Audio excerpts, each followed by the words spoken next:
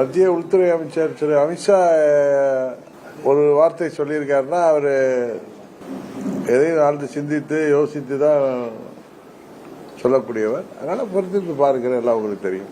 இபிஎஸ்சியும் ஓபிஎஸ்சியும் உருவாக்குனவங்க சசிகலன் ஆளுமை தன்மை விட்டு இருந்தாங்க. அவங்க தலைமையின் கீழ் இணைந்து தேர்தல் சந்திக்கிறதுக்கு வாய்ப்பு இருக்கா? யாரு ஒன்னு யாரு ரெண்டுங்கிறது பிரச்சனை இல்லை.